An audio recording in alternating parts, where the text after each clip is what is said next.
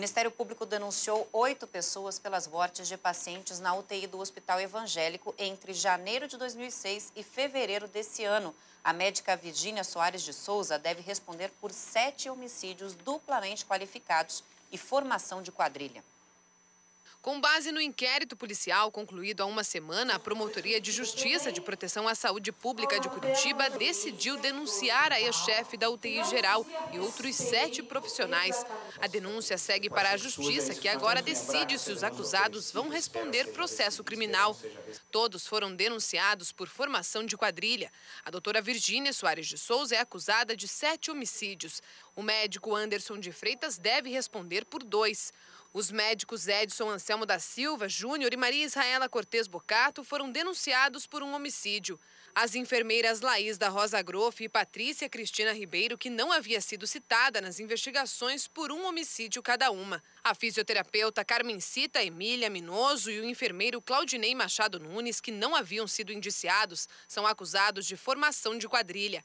A médica Crícia Camille Singer Valbach, que chegou a ser indiciada pelo Nucrisa, Núcleo de Repressão aos Crimes contra a Saúde, não foi denunciada por falta de provas, mas ainda será investigada. Oferecemos denúncia hoje por 7 homicídios, mas nós identificamos outros 21 casos em que aconteceu a mesma coisa. Uma prescrição desse pancurônio sem justificativa terapêutica registrada no prontuário do paciente, seguido também da sua morte poucos minutos depois, sem nenhum indicativo da utilização daquele momento para aqueles pacientes. A posição do Ministério Público é de que há provas de que 7 pacientes foram assassinados. Dezenas de testemunhas foram ouvidas e confirmam os procedimentos. Existem ainda prontuários médicos que comprovam o uso de medicamentos bloqueadores neuromusculares conjugados com anestésicos, sedativos e analgésicos, que levaram os pacientes à morte por asfixia.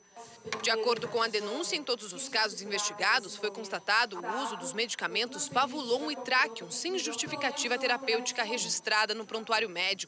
Os remédios teriam causado paralisia neuromuscular nas vítimas.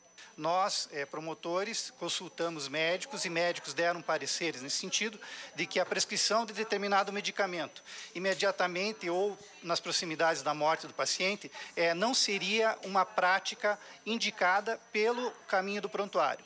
Afora isso, nós temos a conjugação desses prontuários com as interceptações autorizadas judicialmente e também as provas testemunhas de visão que viram a redução dos parâmetros respiratórios, ou seja, que aconteceu, causou-se a morte daquela pessoa. As qualificadoras dos homicídios são um motivo torpe, já que os profissionais teriam se colocado em posição de decretar o momento da morte dos pacientes e o uso de meios que dificultaram a defesa do paciente. A defesa da ex-chefe da UTI recebeu a denúncia com surpresa. Seriam criminosos, extremamente dotados, porque fizeram constar no prontuário, então, o que estavam ministrando e que aquilo mata. Tudo o que fizeram foram atos médicos, tem justificação na literatura médica específica. E nós vamos provar que aqui, essas certezas absolutas, aspas, só as têm os fanáticos, os nécios, homens de ciência discutem, comparam provas, confrontam para depois chegar à conclusão. Não é assim que se acusa uma pessoa. A defesa tentou desconstruir o inquérito policial durante toda a investigação, mas agora o Ministério Público considerou tudo que está lá e acha que tem sim prova do que aconteceu. O advogado Elias Matar Assad é muito hábil, até por isso, nesses casos graves, acabam chamando por ele. E ele tem indo em outra linha ainda, que seria uma vingança de funcionários, já que a médica reconhecidamente era uma pessoa grosseira, uma pessoa dura no trato e que alguns estariam tentando se vingar dela agora. Mas os elementos são fortes. Agora houve uma entrevista dela, uma entrevista entre aspas, porque na verdade a entrevista é quando você tem a pessoa à sua frente e você faz as perguntas. O que se viu na televisão é uma leitura e essa leitura foi obtida através da própria defesa.